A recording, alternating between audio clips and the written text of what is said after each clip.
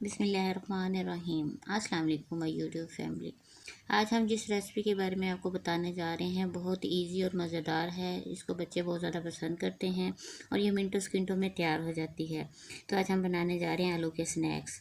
اس کے لیے ہمیں 3 عدد آلو چاہیے، بریڈ چاہیے، پیاز چاہیے، لہسن چاہیے، مرچیں سبز اور لیمو اپنے ٹیسٹ کے مطابق اگر کھٹا چاہیے تو۔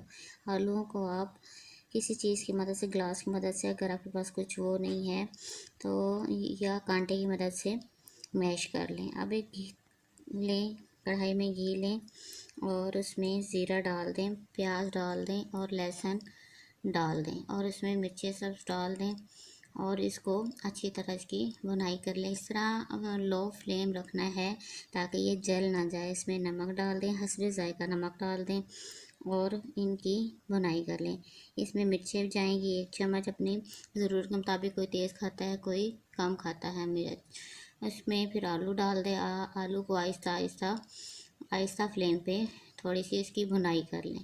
پھر آپ بریڈ لیں، بریڈ کی آپ مختلف شیپ دے سکتی ہیں جیسی آپ کو شیپ اچھی لگتی ہے۔ اس میں یہ ہے کہ یہ بہت ہی ایزی ریسپی ہے۔ آپ اس کو سائڈوں سے کٹ کر لیں اور آپ اس کو ریکٹینگل شکل دے سکتی ہیں۔ آپ اس کو درمیان سے بھی کاٹ سکتی ہیں اور اس کے 4 پیسز بھی کر سکتی ہیں۔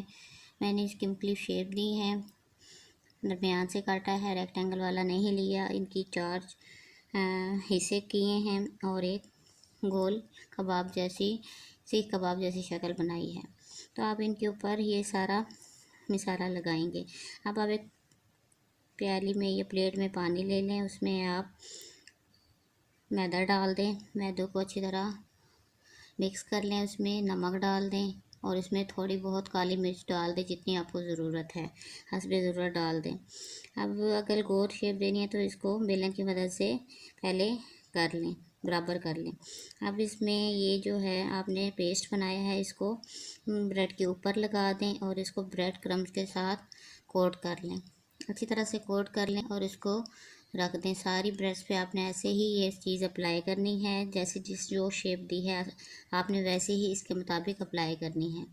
اب یہ اس کی بیس میں آ جائے گی اور اب اس کو گھی کو گرم کر لیں۔ بہت زیادہ گرم بھی نہیں ہونا چاہیے کہ یہ جل جائے، ڈالتے ہی جل جائے۔ اس کو لو فلیم پہ پکائیں اور سائڈیں آپ اس کی چینج کرتے رہیں ساتھ ساتھ۔ ایک بہت ہی پیاری شکل کی سنیکس بن جائیں گے۔ اس کو آپ چائے کے ساتھ کھا سکتے ہیں، بچوں کو اسکول کے ٹفن وغیرہ میں دے سکتے ہیں، لنچ میں دے سکتے ہیں اور انجوائے کر سکتے ہیں۔ بہت ایزی ریسپی ہے۔ میرے چینل کو سبسکرائب کر دیں۔ اللہ حافظ۔